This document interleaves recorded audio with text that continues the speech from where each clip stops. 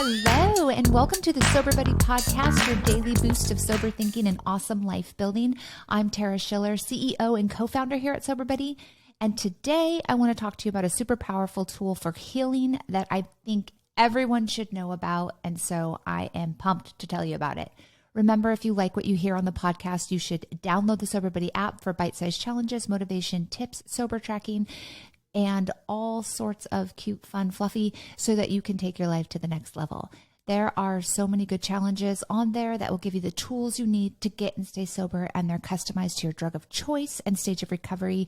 Even if you don't know if you want to get sober, there's a track for you. It's called Exploration. Or if you've been sober for years, there's a track called Coming Alive that will help you to build up a life you love.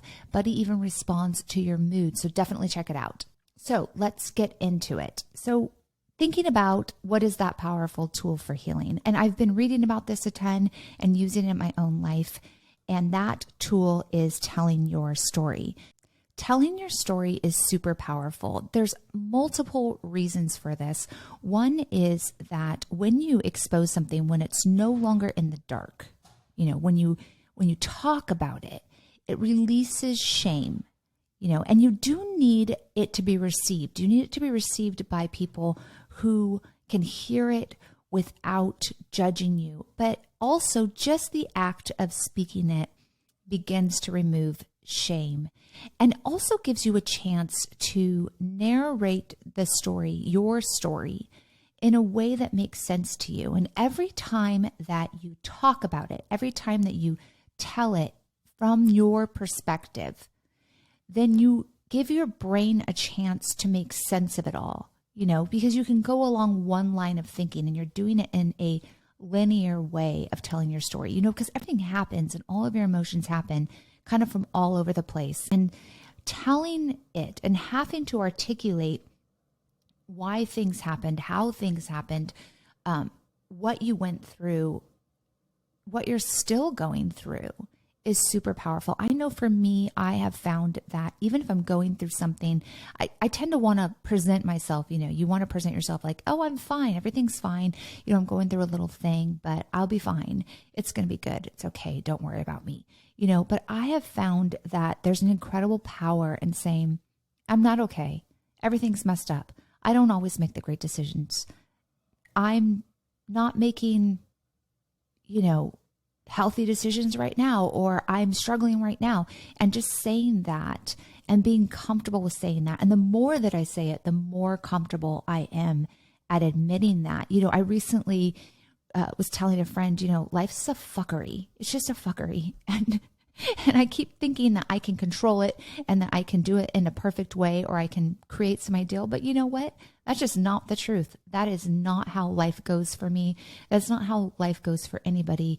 It just is kind of a mess, and it's a beautiful mess when I look at it that way. It's just real and raw and true. And then I end up having all this grace on myself. And I just kind of say, you know what? My hands up.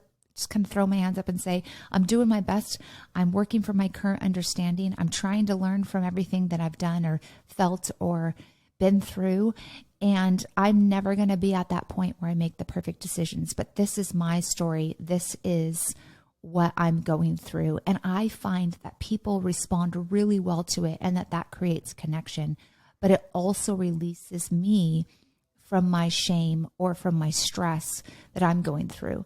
And so when we look at recovery and we talk about telling our stories, I think it's a really powerful tool to say, hey, I messed up here, or this is what was happening to me emotionally, and this is why I did it, and this is how I got out of it. Because not only will it help other people to accept and receive those parts of their story that are similar, but it will help them to know what to do. We need roadmaps. We need archetypes. We need to see things that look like us in order to acknowledge them in ourselves.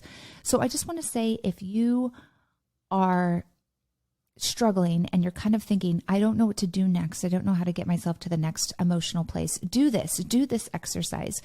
Just sit down and write your own story according to you, not according to anybody else, not according to the judgments in your mind. Say, this is how I was actually feeling. Tell it from your point of view. and even if your point of view isn't what you think you should have felt or what you should be feeling, just say, this is what I was feeling. This is what I chose to do and why. And just tell your own story to yourself first. And then start sharing that story with others and see how it's received and see if other people hear you and see something in themselves. And this will start to release that story from your mind and from your heart and just to free you from it. And it takes the power away from the story to affect you like it does when it's going around and around in your head or you're hiding it in shame. So that is today's super secret, powerful tool that Sober Buddy is giving you. Make sure that you do your challenges in the app. There's lots of things like this that will help you to release and build the tools and skills you need in order to live a beautiful, sober life.